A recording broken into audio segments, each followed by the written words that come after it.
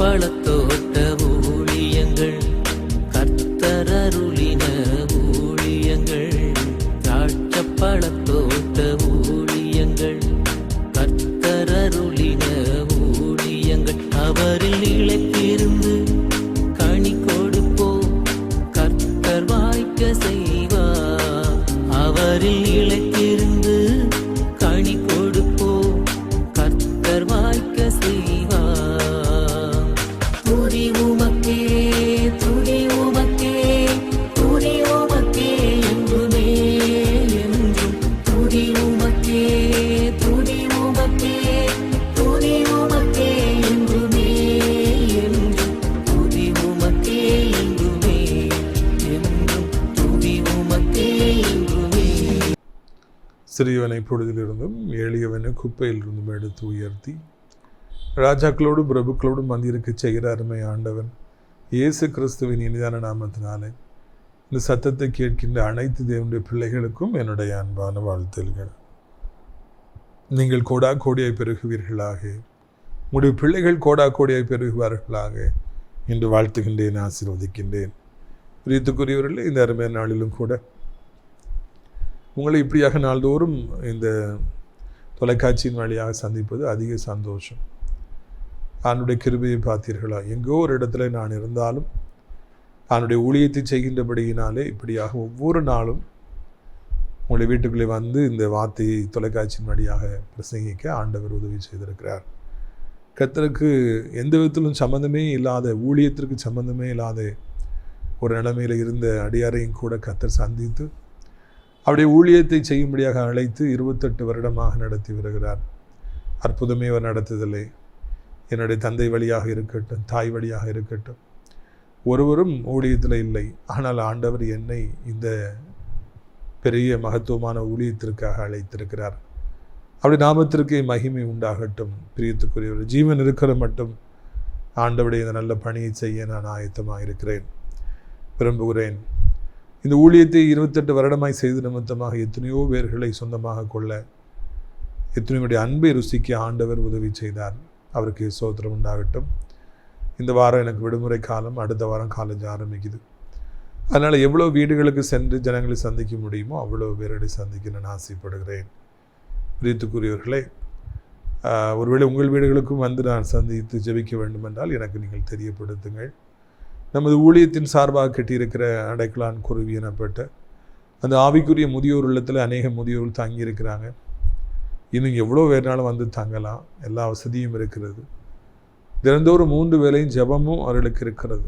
எனவே வயதான முதியவர்கள் எங்கிருந்தாலும் வந்து நீங்கள் தங்கும்படியாக குறைந்த கட்டணம்தான் உங்களுடைய அன்போடு கூட நாம் அழைக்கின்றோம். அது மாத்திரமல்ல, அங்கேயே தங்கியிருந்து வேலை செய்ய நமக்கு நர்சஸ், குக்கு மற்றும் பாஸ்டர்ஸ் நமக்கு தேவைப்படுறாங்க. ஒருவேளை இந்த சத்தத்தை கேட்பீர்கள் என்றால், கர்த்தர் உங்கள் உள்ளத்தை ஏவார் என்றால் நீங்கள் தாராளமாக என்ன தொடர்பு கொள்ளலாம். உங்கள் பிள்ளைகளுக்கு, பெற்றோர்களுக்கு பிறந்த நாள் வரும் என்றால், திருமண நாள் வரும் என்றால், மூதாதையர்களுடைய நினைவு நாட்கள் வரும் என்றால் தாராளமாக இங்கே இருக்கிற ஜனங்களுக்கு நீங்கள் உணவளிக்கலாம் என்பதையும் நான் தெரியப்படுத்துகிறோம்.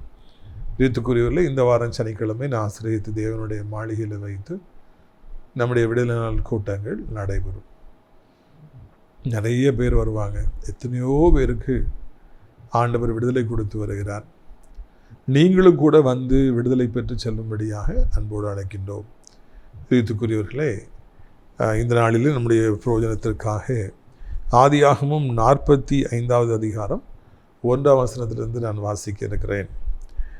அப்பொழுது யோசேப்பு தன் அருகே நின்ற எல்லாருக்கும் முன்பாக தன்னை அடக்கி கொண்டிருக்க கூடாமல் யாவரையும் என்னை விட்டு வெளியே போக பண்ணுங்கள் என்று கட்டளையிட்டான். யோசேப்பு தன் சகோதரிக்கு தன்னை வெளிப்படுத்துகையில் ஒருவரும் அவன் அருகில் இருக்கவில்லை. இந்த சம்பவத்தை உங்களுக்கு தெரியும். அடிமையாக விற்கப்படுகிறான். சொந்த அண்ணன்மார்கள் கேவலம் சில வெள்ளிக்காசுகளுக்காக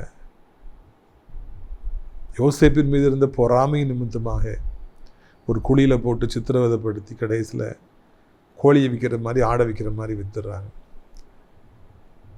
வெக்கமே இல்லாமல் அந்த வெள்ளிக்காசையும் பாக்கெட்டில் போட்டுக்கிறாங்க. தம்பியை விற்று அந்த வெள்ளிக்காசை எடுத்து பாக்கெட்டில் போட்டு வீட்டுக்கு வராங்க. அப்பாட்ட நாடகம் ஆடி ஆட்டுக்குட்டி அடித்து ரத்தத்தை ஊற்றி மகனுடைய ட்ரெஸ் பாரோன்னு சொல்லி அவன் செத்து விட்டதாக நம்ப வைத்து யோசேப்பை எகிப்துக்கு அனுப்பிடுறாங்க. பல வருடம் அது மறந்து போகிறாங்க. தம்பி இருப்பானே அவன் நம்பிக்கையே இல்லை. ஆனால் ஆண்டவர் யோசேப்போடு கூட இருந்ததுனால அவர் எகிப்துக்கு வந்து கொஞ்சம் கொஞ்சமாக உயர்ந்து இறுதியில் அவர் எகிப்திற்கே அதிபதியாக இருக்கிறார், உலகத்துக்கே ஆகாரத்தை கொடுக்கிறார். இவங்க எல்லாம் ஒரு டீமும், யோசேப்பு தனி நபர். இவங்க எல்லாம் ஒன்று சேர்ந்து இருக்காங்க 10 பேரும். ஆனால் இவர் மட்டும் தனியாக இருக்கிறார். ஆனால் யோசேப்போடு தான் ஆண்டவர் இருந்தார். 10 பேர்னு இருக்கிறது பெரிய விஷயம் இல்லை. யாரோட ஆண்டவர் இருக்கார். ஒரு நபர் என்று இல்லை, 10 நபர் என்று இல்லை, 10 பேர்கள் என்று இல்லை. ஆண்டவர் யாரோடு இருக்கிறார், ஆண்டவர் யாருடைய கரத்தை பற்றி இருக்கிறார் என்பதுதான் முக்கியம். இன்றைக்கி உங்களோட ஆட்கள் இல்லாமல் இருக்கலாம், எதிராளிகள் நிறைய பேர் உங்களுக்கு இருக்கலாம், எதிரிகள் நிறைய பேருக்கு இருக்கலாம், பரவாயில்லை. உங்கள் கூட ஆண்டவர் இருந்தாருன்னா அது போதும். நான் ஒவ்வொரு முறையும் அதான் சொல்கிறேன், நீங்கள் என் கூட இருந்தால் எனக்கு போதும்பா. நீங்கள் என் கூட இருந்தீங்கன்னா அதுவே எனக்கு போதும். நீர் 1000-10,000ங்களிலும் சிறந்தவர். நீர் என்னோடு வருவீர் என்றால் என் வாழ்க்கை பிரயாணம் இன்பகரமானதாக இருக்கும், மகிழ்ச்சிகரமானதாக இருக்கும். யார் வேண்டுமென்றாலும் என்னை விட்டு போகட்டும், எனக்கு அதை பற்றி ஒன்றும் இல்லைப்பா. நீங்கள் என் கூட இருந்தீங்கன்னா அது எனக்கு போதும். இப்படிப்பட்ட ஒரு பக்குவத்தை ஆண்டவர் எனக்கு தந்திருக்கிறார். பிரியத்துக்குரியவர்களே, நீங்களும் கூட அதையே வாஞ்சியுங்கள். ஆண்டவர் உங்களோடு இருப்பார் என்றால் நீங்கள் கைவிடப்படுவதில்லை. ஆண்டவர் உங்களோடு இருப்பார் என்றால் காலச்சக்கரங்கள் உருண்டோட யோசிப்பை உயர்த்தியது போல உங்களையும் உயர்த்தி கொண்டே போவார். ஆண்டவர் உங்களோடு இருப்பார் என்றால் உங்களுடைய வாழ்க்கை இன்பகரமானதாக, வலிமை நிறைந்ததாக, ஆற்றல் நிறைந்ததாக மாறிக்கொண்டே இருக்கும். எதிராளிகள் தாழ்த்தப்பட்டு கொண்டே வருவார்கள், நீங்களோ உயர்த்தப்பட்டு கொண்டே வருவீர்கள். எப்பொழுது ஆண்டவர் உங்களோடு இருக்கும் பொழுது, நீங்கள் ஆண்டவரோடு இருக்கும் பொழுது. அதைத்தான் யோசிப்புடைய வாழ்க்கை காண்பிக்கிறது. அவ்வளவு குழில போட்டு சித்திரவதை பண்ணி அண்ணையை விட்டுருங்கன்னு கெஞ்சின தம்பி இன்னைக்கு எகிப்துடைய அதிபதியாக இருக்கிறார். அண்ணன்மார்களுக்கு இதுதான் தம்பின்னு தெரியல, ஆனால் தம்பியாகி யோசிப்புக்கு இது அண்ணன்மாருன்னு தெரியுது.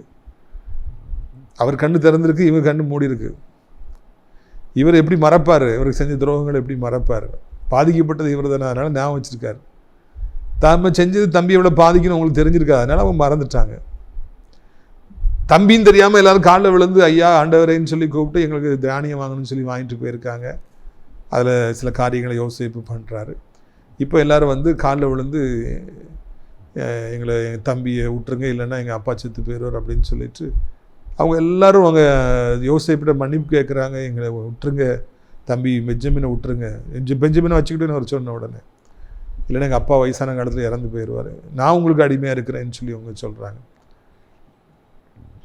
இந்த சமயத்தில் கடைசியில் யோசேப்பு தன்னை இவர்களுக்கு மறைத்து வைத்தது போதும், யாருன்னு தெரியாமல் நம்ம இருந்தது போதும், நான் தான் யோசேப்புன்னு வெளிப்படுத்தணும்னு முடிவு பண்ணிடுறார். அது வரைக்கும் மறைத்து வைத்து அவர் செய்த பாவத்திற்கு தண்டனையாக, இல்லைன்னா அதை அவங்க நினச்சி ஃபீல் பண்ணுங்கிறதுக்காக தான் அவர் அப்படிலாம் பண்ணுறார். இப்போ வந்து போதும்னு முடிவு பண்ணி தன்னை வெளிப்படுத்தணும்னு நினைக்கிறார்.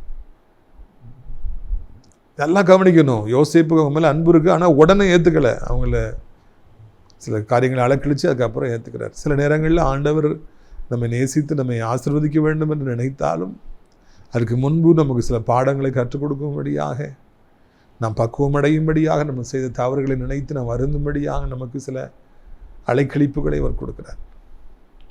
ஆண்டவர் உங்களை ஆசீர்வதிக்க போகிறது உறுதி, ஆண்டவர் உங்களுக்கு நன்மைகளை தரப்போகிறது உறுதி. அதுக்கு முன்னுக்கூட்டி இன்றைக்கி நீங்கள் அலைஞ்சி தெரிஞ்சிட்டு இருக்கீங்களா?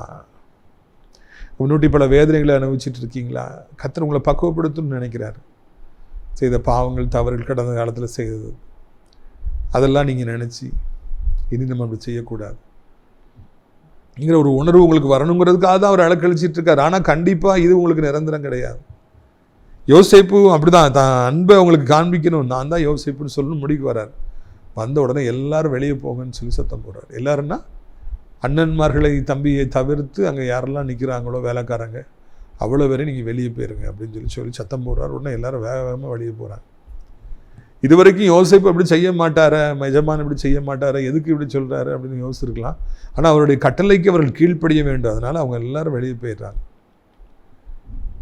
என் குடும்பத்தாருக்கு என்னுடைய அன்பை நான் காண்பிக்கிற பொழுது, என் அண்ணன்மாருக்கு நான் தான் யோசிப்புன்னு சொல்லும் பொழுது, இதை இவர்கள் காணக்கூடாது. இவர்கள் என் குடும்பத்தை சார்ந்தவர்கள் அல்ல, இவள் வேறு மக்கள் என்னதான் இருந்தாலும் வேறு அவங்களை வெளியே அனுப்பிடணும் அப்படின்னு நினச்சிருக்கலாம். இல்லைன்னா நான் எவ்வளோ பெரிய ஒரு அதிகாரியாக இருக்கிறேன், நான் அல்றதை இவங்கெல்லாம் பார்த்துடக்கூடாது அப்படின்னு சொல்லி அவர் நினச்சிருக்கலாம். எதுவாக இருந்தாலும் அந்த இடத்துல வேறு மக்களுக்கு அவர் அனுமதி இல்லை என்று அவர்களை அனுப்பிவிடுவதை காண்கிறோம். நம்முடைய வாழ்விலும் கூட சில நேரங்களிலே சிலரை நம்முடைய வாழ்க்கையில் அடுத்த பகுதிக்கு அனுப்பிடணும், நம்ம கூட வைக்க முடியாது. சில சம்பவங்கள் நடக்கும்போது எல்லாரையும் அங்கே விட்டு பார்த்துட்ருங்கன்னு சொல்ல முடியாது. அவங்களை எல்லாத்தையும் வைக்க வேண்டிய இடத்துல வைத்து விட வேண்டும். நாம் அவர்கள் நேசிக்கவில்லை என்று அர்த்தம் அல்ல, அவர்களை அவமதிக்க வேண்டும் என்று நாம் நினைக்கல. ஆனால் இந்த சம்பவங்களை அவங்க அறியக்கூடாது. அவங்களுக்கு அது வேதனையாக இருக்கலாம், ஆனால் அதுதான் உண்மை. அதுதான் உண்மை. நாம் அவர்களை வைக்க வேண்டிய இடத்துல வைக்க வேண்டும். தூர போயிருங்க, இந்த மாதிரி நேரங்களில் நான் தனித்திருக்கணும், இல்லைனா இவங்க கூட நான் இருக்கணும், நீங்கள் வரக்கூடாது என்று சொல்லி நாம் அவர்கள் வேறு மக்களை நாம் பிரித்து விட வேண்டும். இதற்காகத்தான் நாம் அழைக்கப்படுகிறோம். இந்த பாடத்தை ஊழியத்தில் நான் கற்றுக்கிறதுக்கு ரொம்ப வருஷம் ஆச்சு. எல்லாரையும் நான் ஒரே மாதிரி வச்சுருப்பேன்.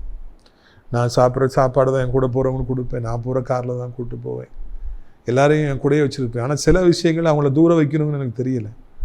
அதனால் நாச மோசங்கள் எனக்கு ஏற்பட்டது. அதுக்கு பிறகு தான் நான் இதெல்லாம் கற்றுக்கொண்டேன். பெரிய விலைக்கரையங்களை செலுத்தி தான் நான் கற்றுக்கொண்டேன். நம்முடைய வாழ்விலே எவ்வளவோ நமக்கு நெருக்கமானவர்கள் இருந்தாலும் அவங்கள ஒரு கட்டத்தில் ஆண்டவர் தள்ளி போய் வைப்பார், பிரிப்பார். இப்போ நம்மளும் அதை உணர்ந்து அவங்கள தூரத்தில் இல்லைங்க. நம்முடைய வாழ்க்கையில் நமக்கு ஞானம் தேவைப்படுகிறது, புத்தி தேவைப்படுகிறது. எந்த இடத்துல யார் பக்கத்தில் இருக்கணும், யார் பக்கத்தில் இருக்கக்கூடாது, யார்கிட்ட எது சொல்லணும், சொல்லக்கூடாது, யாருக்கு எது தெரியக்கூடாது, அதில் கவனமாக இருக்கணும். நிறைய பேர் அது தெரியாமல் இன்னைக்கு இஷ்டத்துக்கு எல்லார் மத்தியிலும் பேசிகிட்டு இருப்பாங்க. அது ஞானக்குறைவு, புத்தி குறைவு. அவங்க பைபிள் நல்லா வாசிக்கணும், வாசித்தாலே பக்குவம் அடைஞ்சிருவாங்க என்று நான் நினைக்கின்றேன். பிரியத்துக்குரியவர்களே, இது போல் ஒரு சம்பவம் நடக்குது. எல்லோரும் வெளியே போயிடுறாங்க. அப்போ பாருங்கள், கட்டளையிட்டான். 2வது வசனம், நான் அவன் சத்தமிட்டு அழுதான், அதை எகிப்தியர் கேட்டார்கள், பார்வோன் வீட்டாரும் கேட்டார்கள். அவர் தன்னை வெளிப்படுத்த போகிறாரு. எத்தனையோ வருஷத்துக்கு அப்புறமா 17 வயசில் அவரை குழியில் பிடிச்சி போட்டு வித்துடுறாங்க. 30 வயசில் அவர் அரண்மனையில் அதிகாரியாக வரார். 13 வருஷம் பாடு. அப்புறம் 7 வருஷம் செழிப்பான காலம் 13, அதுக்கப்புறம் 7, 20 வருஷம். அதுக்கப்புறம் செழிப்பான பஞ்சகாலம் 2, 22 வருஷம் கழித்து அண்ணன்மாரை சந்திக்கிறார். சந்திக்கிறதுக்கு முன்னாடி நான் தான் யோசிப்பு உங்கள் தம்பின்னு சொல்கிறதுக்கு முன்னாடி அவர் ஓன் சத்தம் போட்டு அழுதாராம். அவ்வளோ பெரிய அதிகாரியாக இருந்தால் என்ன, உலகத்துக்கே ஆகாரத்தை கொடுக்குற மனிதனாக இருந்தால் என்ன, எவ்வளோ பெரிய ஆளாக இருந்தால் என்ன, யோசேப்பு தான். மனுஷன்தான். அவருக்கும் எமோஷன்ஸ் இருந்தது, அவருக்கும் உணர்ச்சிகள் இருந்தது. அண்ணன்மார்கள்ட்ட தன்னை தம்பின்னு சொல்லி காமிக்காமலே ஒரு மாதிரி பண்ணது அவருக்கு இது தாங்க முடியல. அண்ணன்மார்களை 22 வருஷம் கழித்து பார்த்த உடனே, சொந்த தம்பி 22 வருஷம் கழித்து பார்த்த உடனே அவர் சத்தம் போடுறார், ஓன்னு அழுறார். இதை அநேக நேரங்களில் கண்டு நான் வியந்திருக்கிறேன். யோசேப்புக்குள்ள எவ்வளவு அன்பு பூட்டப்பட்டிருந்தது. அவர் அன்பை வெளிப்படுத்துறதுக்கு இத்தனை வருடங்களாக ஆளே கிடைக்கவில்லை. இப்பொழுது அவருடைய அன்புக்குரியவர்கள் அங்கே நிற்கிற பொழுது அது திறந்து விடப்படுகிறது. அதுக்கப்புறம் அவரால் நடிக்க முடியல, மறைத்து வைக்க முடியல, அந்த உண்மையை மறைத்து வைக்க முடியல. மோசேயை 3 மாதங்களுக்கு பிறகு குழந்தையாக இருந்த பொழுது ஒளிச்சு வைக்க முடியல, அழுது போல. இங்கே யோசேப்புக்கு மறைத்து வைக்க முடியவில்லை, தன் உணர்ச்சிகளை மறைத்து வைக்க முடியல. ஓன்னு ஒரு அழுதாரா, சத்தம் போட்டு அழுதாரா. அவர் அழுது சத்தம் பயங்கரமா இருந்ததுனால வெளியே நின்றவங்களுக்கு கேட்டிருக்குது. தூரத்தில் அரண்மனையில் இருந்த பார்வோனுடைய வீட்டாருக்கும் கேட்டது. அந்த அளவு அவர் ஓன்னு பயங்கர சத்தம் போட்டு அழுதாராம். இயேசு சிலுவையிலே தொங்க போவதற்கு முன்பதாக கெத்செமனையிலே பயங்கரமாய் சத்தம் போட்டு கதறினார், அழுதார். யோசேப்பு அண்ணன்மார்களை 22 வருடங்களில் சந்தித்த பொழுது, தம்பியை சந்தித்த பொழுது ஓ என்று கதறினார். அன்பின் உச்சகட்டமாக அந்த அழுகை வெளிப்பட்டது. சந்தோஷத்தின் உச்சகட்டமாக அந்த அன்பு வெளிப்பட்டது. அழுகை வெளிப்பட்டது. அவர் மனசுல இருந்த பல பாரங்கள் எல்லாம் இறங்கி போகும்படியாக, லகுவாகும்படியாக அந்த அழுகை வெளிப்பட்டது. ஆண்டவர் எவ்வளவு நல்லவர், என்னை எவ்வளவு உயர்த்தினார், என் அண்ணன்மார்களின் தம்பியை மறுபடியும் சந்திக்க வைத்தார் என்கிற உணர்வு அவருக்கு வந்தபடியினாலே, உணர்வுள்ள இருதயம் இருந்தபடியினாலே அந்த அழுகையாக அது வெளியே வந்தது. ஒரு பக்கம் தம்பி, ஒரு பக்கம் அண்ணன்மார்கள், ஒரு பக்கம் ஆண்டவர், ஒரு பக்கம் இவ்வளவு மகிமையான ஒரு உயர்வான வாழ்க்கை என்று நினைத்து அவர் ஓ என்று சத்தம் போட்டு அழுதார். கண்ணீர் 2 விதமாய் பிரிக்கப்படுகிறது. ஒன்று ஆனந்த கண்ணீர், இன்னொன்று அழுகையினாலே வருகிற கண்ணீர். அழுகையினால வர்ற கண்ணீர் ரொம்ப சாதாரணம். 99% அழுது கவலையானதாக வரும், இழப்பினால வரும், அவமானங்களால் கண்ணீர் வரும், தனிமையில் கண்ணீர் வரும், ஏமாற்றப்படுகிற பொழுது கண்ணீர் வரும், உடம்புல வேதனை வரும் பொழுது கண்ணீர் வரும், நமக்கு பிரியமானவர்களுக்கு பிரச்சனைனா கண்ணீர் வரும், இல்லைன்னா ஏதாவது பைபிள் வாசிக்கும் பொழுது, இல்லைன்னா சிலருக்கு சினிமா பார்க்கும்போது கண்ணீர் வரும். ஆனால் ஆனந்த கண்ணீர் என்பது அது ரொம்ப ரேருங்க, எப்போமாவது தான் வரும். நான் பிஹெச்டி முடித்த உடனே எனக்கு வந்த ஆனந்த கண்ணீர், சந்தோஷம், அது விவரிக்க முடியாது. பிள்ளைகள் ரசிக்கப்படும் பொழுது நமக்கு ஒரு ஆனந்த கண்ணீர் வருகிறது. ஆண்டவருடைய பிள்ளைகளுக்கு ஒரு ஆனந்த கண்ணீருக்குன்னு ஒரு காலம் வரும். அது தாங்க முடியாதபடிக்கு ஓ என்று அழுது கண்ணீரா எங்கே வெளிப்பட்டது. தாவீதும் சத்தம் போட்டு அழுதார். ஏன்னா 1 சாமுவேல் 30 அவருடைய மனைவி பிள்ளைகளை சிறைப்பிடிச்சிட்டு போனோன்னு கவலையினால சத்தம் போட்டு அழுதார். அப்சலோமே என் மகனே மகனேன்னு அழுதார். ஆனால் இங்கே யோசேப்பு அழுறாரு. அவர் கவலையினாலே அழவில்லை, சந்தோஷத்தினாலே, அதெல்லாம் தாங்க முடியாததுனால அவர் அதை வெளிப்படுத்தி ஓ என்று அழுதார். எனக்கும் உங்களுக்கும் இப்படிப்பட்ட ஒரு நாளை ஆண்டவர் நியமிக்க வேண்டும் என்று வாஞ்சிக்கிறேன். அன்று அந்த அளவுக்கு நமக்கு ஒரு ஆனந்த சூழ்நிலையை உண்டாக்கணும், உயர்வை தரணும், மகிழ்ச்சியை தரணும். வாழ்க்கையில வெற்றியை தாங்க முடியாம, ஆனந்தத்தை தாங்க முடியாம நம்ம ஓன்னு அழுகிற அளவிற்கு கர்த்தர் நம்மை ஆசீர்வதிக்க வேண்டும். இந்த கேட்கிற உங்களையும் அவர் அப்படியே செய்ய வேண்டும், எனக்கும் அவர் அப்படியே செய்ய வேண்டும் என்று நான் வாஞ்சிக்கிறேன். cried like anything. திடீர்னு எல்லாரையும் போக சொல்லிட்டு யோசேப்பு ஓன்னு அழுறாரு.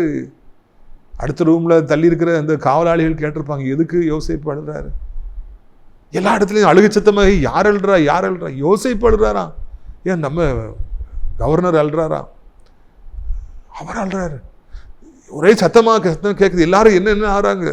பார்வோனுடைய வீட்டிலையும் கேட்டதுதான். நீங்க அழும் பொழுது அங்கே கேட்டு இங்கே கேட்டு, ஆண்டவருக்கும் ராஜாவுடைய வீட்டிற்கும் ஆண்டவர் மேல இருந்து பார்ப்பார். தேவனுடைய பிள்ளைகள் அழுதுட்டாங்கன்னா அது ஆனந்த கண்ணீரோ அழுகையின் கவலையின் கண்ணீரோ ஆண்டவர் பார்த்துருவார். பார்வோனுடைய வீட்டாருக்கும் கேட்டது பரலோக வீட்டாருக்கும் கேட்கும். நிறைய பேருக்கு இந்த கண்ணீரை பற்றிலாம் தெரியறதில்லை, கண்ணீரோட வலிமையை தெரியறதில்லை. பரலோக வீட்டாருக்கு கேட்கும், யார் அழுறாங்க? அது தேவனுடைய பிள்ளை அழுறாரு, என்ன விஷயம்? ஆனந்த கண்ணீராக இருக்கட்டும், கவலையின் கண்ணீராக இருக்கட்டும், பரலோக வீட்டாருக்கு அது கேட்கும், ஆண்டவருக்கு அது கேட்கும், ராஜாதி ராஜாவிற்கு அது கேட்கும். ஓ என்று அழுகிற சத்தம் அவருக்கு கேட்கும். உங்கள் கண்ணீருக்கு எவ்வளவு வல்லமை இருக்கிறது என்று உங்களுக்கு தெரியவில்லை. பல வருஷமாய் காத்திருக்கிற சகோதரா சகோதரி, ஃபாஸ்ட் ட்ராக்ல ஆசீர்வாதத்தை பெற்றுக்கொள்வதற்கு, மிக வேகமாய் நன்மைகளை பெற்றுக்கொள்வதற்கு ஒரே ஒரு வழி உள்ள உடைந்து அழுவது, கதறுவது. அதைத்தான் யோசேப்பு செய்தார். தாங்க முடியாத சந்தோஷத்தில் அவர் அழுறாரு. அண்ணன்மார் அதிர்ச்சி அடைகிறாங்க, தம்பி அதிர்ச்சி அடைகிறாரு, அடுத்த ரூம்ல இருந்தவங்க எல்லாம் அதிர்ச்சி அடைகிறாங்க. அது அந்த கழுகு அப்படியே போய் ராஜாவுடைய வீட்லையும் போய் அவங்களும் அதிர்ச்சி அடைகிறாங்க. எதுக்குடா யோசேப்பு அழுறாருன்னு சொல்லிட்டு. நல்ல செய்தியை அறிவிப்பதற்கு முன்பதாகவே அவரால் அடக்க முடியாதபடி ஓ என்று அவர் அழுகிறார். அழுதவர் என்ன சொல்கிறார் பாருங்கள், 3வது வசனம் சொல்கிறது. ஆதியாகமம் 45:3. யோசேப்பு தன் சகோதரரை பார்த்து, நான் யோசேப்பு, என் தகப்பன் இன்னும் உயிரோடு இருக்கிறாரா என்றான். அவனுடைய சகோதரர் அவனுக்கு முன்பாக கலக்கமுற்றிருந்ததினாலே அவனுக்கு உத்தரம் சொல்லக்கூடாமல் போனார்கள். அப்பொழுது யோசேப்பின் சகோதரரை நோக்கி என் கிட்ட வாருங்கள் என்றால் கிட்ட போனான். அப்பொழுது அவன், நீங்கள் ஏத்திற்கு போகத்தில் விற்று போட்ட உங்கள் சகோதரனாக யோசேப்பு நான் தான். எல்லாரும் ஒரு ஏழ்றாரு, அதிர்ச்சி ஆகும்போது சொல்லு, நான் தான் யோசேப்பு, என்னை விற்று போட்டிங்களே, 22 வருஷத்துக்கு முன்னால் எகிப்துக்கு நீ விற்று போட்டிங்களே உங்கள் தம்பி, அந்த யோசேப்பு நான் தான் அப்படின்னு சொல்லி ஆள்றாரு. கலக்கமுற்றாங்களா அண்ணன்மாரு? ஏன்னா அவங்க எவ்வளோ துரோகம் பண்ணாங்க, யோசேப்புக்கு எவ்வளோ அநியாயம் பண்ணாங்கன்னு தெரியும். இப்போ இவர் பெரிய இடத்துல இருக்கார், ராஜா மாதிரி இருக்காரு, சர்வ வல்லமையோட இருக்காரு. நம்மளை என்ன பண்ண போறாரோன்னு சொல்லி அவங்களாம் கலங்கிடுறாங்க. வாயை பேச முடியாம அப்படி ஸ்டன் ஆகி டம்பா நிற்கிறாங்க. டம்ஃபவுண்ட். யோசேப்பா அப்படி சொல்ல, அற்பமாய் நினைத்த அந்த யோசேப்பை, கேவலமாய் நினைத்த அந்த யோசேப்பு, சொப்பனக்காரன் சொல்லி பரியாசம் பண்ணப்பட்ட அந்த யோசேப்பு, இவங்க இவரை பார்த்து நகையாடி அவங்களை சித்திரவதை பண்ணி தான் வித்தாங்க. யோசேப்பு இன்னைக்கு உலகத்துக்கு ஆகாரம் கொடுக்குறாரு, எகத்துக்கு அதிபதியா இருக்காருன்னு நடுங்குறாங்க, கலக்கமுட்டாங்களாம், பேச முடியாம போனாங்களாம். கர்த்தர் தன்னுடைய பிள்ளையாக யோசேப்பை எவ்வளவு உயர்த்தினார் என்பதை இந்த இடத்துல நான் காண்கிறோம்.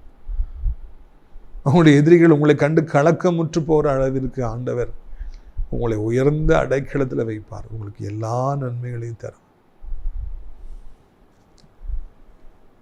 எல்லா ஆசீர்வாதங்களையும் ஆண்டவர் உங்களுக்கு தருவார், எல்லா நன்மைகளையும் ஆண்டவர் உங்களுக்கு தருவார். உங்களை கர்த்தர் ஆசீர்வதிப்பதை பார்த்து உங்க எதிரிகள் பயப்படணும், கலக்கமுற்று போகணும். அதுதான் சரியான ஆசீர்வாதம், அதுதான் அந்த அளவுகோல். That is scale.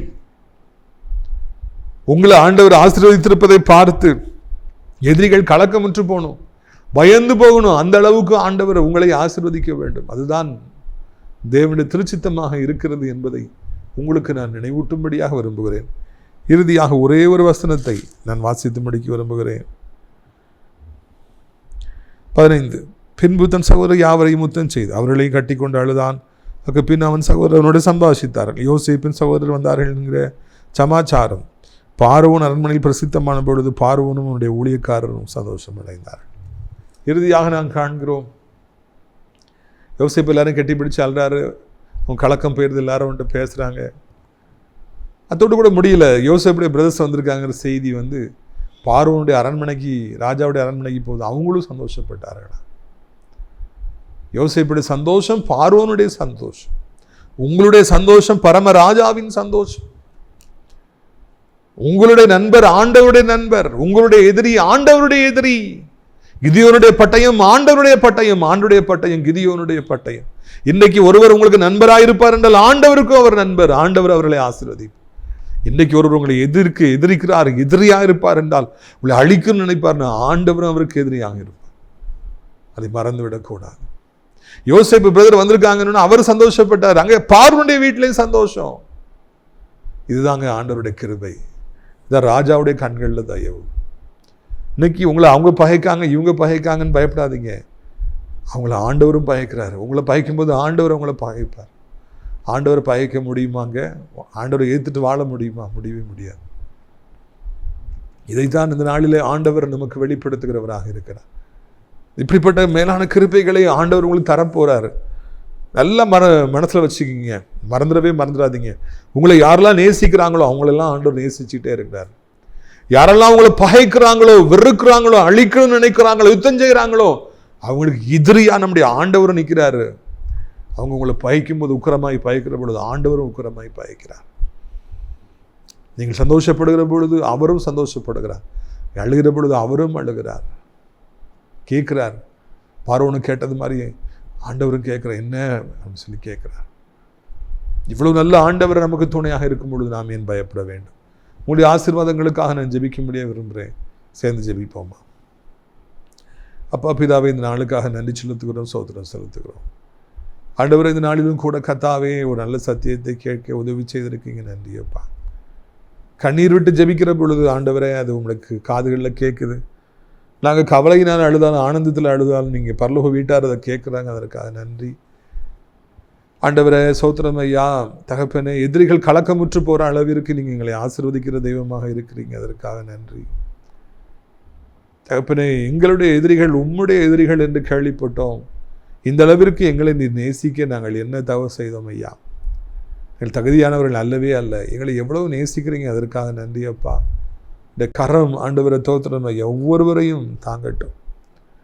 உடைய கரம் ஒவ்வொருவரையும் சந்திக்கட்டும்ப்பா, தொடட்டும் அப்பா. வியாதிப்பட்டு நடக்க முடியாதபடி, சாப்பிட முடியாதபடி, தூங்க முடியாதபடி, எழும்ப முடியாதபடி, நடக்க முடியாதபடி, ஓட முடியாதபடி, மாடிப்படியில் ஏறி இறங்க முடியாதபடி பரிதாபமாய் படுத்திருக்கிறவர்களுக்காக ஜெபிக்கிறோம். உடம்பு முழுக்க வியாதி, உடல் முழுக்க புண்கள், கட்டிகள், ஐயா அதில் ஓட்டையில் ஓட்டை போட்டு எல்லாமோ டிவி போட்டு ஏற்றிட்டு இருக்காங்க. நீங்கள் தான் அவர்களை சந்திக்கணும், நீங்கள் தான் அவர்களை ரட்சிக்கணும், நீங்கள் தான் அவர்களை ஆசீர்வதிக்கணும், நீங்கள் தான் அவர்களுக்கு புது ஜீவனையும் புது பலத்தையும் கொடுக்கணும்ப்பா. நான் இன்று முதல் உன்னை ஆசீர்வதிப்பேன் என்று சொன்னவர் அந்த வார்த்தையின்படியே இன்று முதற்கொண்டு உடைய பிள்ளைகளை ஆசீர்வதிங்க. ஆறாத புண்கள் ஆறட்டும், கட்டிகள் மறையட்டும், வேதனைகள் மறையட்டும், தேவையில்லாத நீர் வெளியேறட்டும், செயல்படாத அவயங்கள் செயல்படட்டும். அப்பா, என்ன வியாதி இருந்தாலும் இப்பொழுது சுகப்படுத்துவீராக. பொருளாதார நெருக்கடியில் தவிக்கிற பிள்ளைகள் எத்தனை பேர் உண்டு. வேலை இல்லாமல், பிஸ்னஸ் இல்லாமல், வட்டிக்கு கடன் வாங்கி திருப்பி கொடுக்க முடியாமல், வட்டி குட்டி போட்டு நெருக்கிறபடினால என்ன செய்வேன் என்று சொல்லி தெரியாமல் தவிக்கிற அத்தனை நல்ல மக்களையும் கர்த்தர் ஆசீர்வதித்தவருடைய வாழ்க்கையில் ஒரு மாற்றத்தை கொண்டு வர வேண்டும் என்று கெஞ்சுகிறோம். இறைவா, நீங்களே எப்படியாவது இறங்கி, நீங்களே எப்படியாவது ஆண்டவரே அதுக்குரிய பலனை தாருங்க. வருமானத்துக்கான வழிகளை உண்டாக்குங்க. யாரால பணம் இல்லாமல் வாழ முடியும்? கடன் வாங்கினா எவ்வளவு நிம்மதி குறைச்சல் ஏற்படும்ப்பா. எவ்வளோ கேவலமாக பேசுவாங்க. கடனே வேண்டாம், கடன் வாங்காதிருப்பாய், கடன் கொடுப்பாயின்னு சொன்னீங்க. அதன்படியே செய்யுங்க. பிள்ளைகளால் நிம்மதி இல்லாமல் போன பெற்றோர்கள், கணவனால் மனைவியினால் நிம்மதி இழந்தவர்கள், ஆண்டவர் சொல் நண்பர்களால் நிம்மதி இழந்தவங்க, வேலை பார்க்குற இடத்துல பிரச்சனையினால் நிம்மதி இழந்தவங்க, என்ன செய்யணும்னு சொல்லி தெரியாமல் தவிக்கிறவங்க ஒவ்வொருவருக்கும் கர்த்தாவே நீங்கள் மானம் இறங்குங்க. ஒவ்வொருவரையும் கர்த்தரை ஆசீர்வதிங்க. குடும்பத்தில் சமாதானத்தை தாருங்க. மொபைல் ஃபோனுக்கு அடிமையிலாக இருக்கிற பிள்ளைகள், கெட்ட நண்பர்களுக்கு அடிமையிலாக இருக்கிற பிள்ளைகள், போதைக்கு அடிமையாக இருக்கிற பிள்ளைகளை ரசிங்கப்பா. நீங்கள் தான் அதை செய்ய முடியும். கல்லான இதயத்தை எடுத்து சதையான இதயத்தை பொறுத்துங்க. நீண்ட காலமாய் குழந்தைக்கு திருமணத்துக்கு காத்திருக்கிற பிள்ளைகளுக்கு அற்புதத்தை செய்யுங்க. ஆண்டவரே, படித்து முடித்து ஹையர் ஸ்டடீஸ் போகிற பிள்ளைகளுக்கு நல்ல காலேஜ் காமிங்க. அந்த தேவைகளை சந்திங்க. திருமணத்துக்கு காத்திருக்கிற பிள்ளைகளுக்கு பண தேவைகளை சந்திங்க.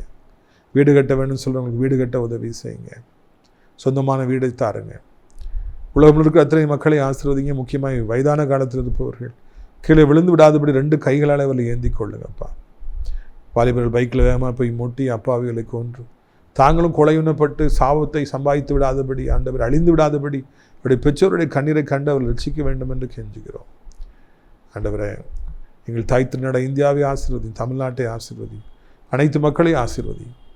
ஊழியம் செய்கிறவர் அனைத்து ஊழியங்கள், திருச்சபைகள், ஆலயங்கள், ஊழியக்காரர்கள், விசுவாசிகள் எல்லாரையும் ஆசீர்வதிங்க. ஆசிரியர் ராஜ்யபுல தோட்ட ஊழியங்களை நேசிக்கிற, நாள்தோறும் நம்முடைய நிகழ்ச்சிகளை பார்க்கிற, ஜெபத்தினாலே காணிக்கையாலே தாங்குகிற அத்தனை நல்ல மக்களையும் ஆசீர்வதிங்க. இன்றைக்கு இப்பொழுது ஒரு அற்புதம் நடப்பதாக, ஒரு அதிசயம் நடப்பதாக என்று சொல்லி கெஞ்சுகிறோம். வேதனை இல்லாத ஒரு வாழ்க்கையை தாருங்கப்பா. தகப்பனே, ஆண்டவர் அப்படியே ஊழியத்தை நாள்தோறும் டிவியில் பார்க்குறவங்க, அடைக்கலான் குருவி இல்லத்தை ஜெபத்தினாலே காணிக்கையால் தாங்குறவங்க ஒவ்வொருவரையும் ஆசீர்வதிங்க. எங்கள் தங்குவதற்கு அநேக முதியவர்கள் அழைச்சிட்டு வாருங்க. வேலை பார்ப்பதற்கு அநேகரை அழைத்து கொண்டு வாருங்க. மகிமைப்படுங்க. இயேசுவின் மூலம் ஜெபிக்கிறோம் நல்ல பிதாவே, ஆமென். என் ஆத்துமாவை கர்த்தரை சோதரி, என் முழு உள்ளமையோடைய பரிசுத்த நாமத்தை சோதரி. என் ஆத்துமாவை கர்த்தரை சோதரி, அவர் செய்த சகல உபகாரங்களையும் ஒருபொழுதும் மறவாதே. ஆமென்.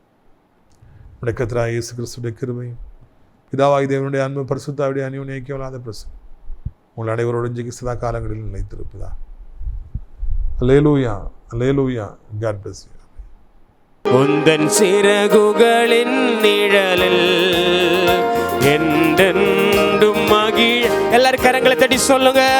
உந்தன் சிறகுகளின் நிழலில் என்றென்றும் மகிழ செய்தி. தூயவரே என் துணையாளரே, துதிக்கு பாத்திரரே. துணையாளரே, துதிக்கு பாத்திரரே. ஆராதனை உமக்கே. எல்லா வாய்களும் திறக்கட்டும். இயேசுவே, உமக்கு மட்டும் ஆராதனை. ஆராதனை உமக்கே, ஆராதனை உமக்கே, ஆராதனை உமக்கே, ஆராதனை உமக்கே, ஆராதனை உமக்கே, ஆராதனை உமக்கே.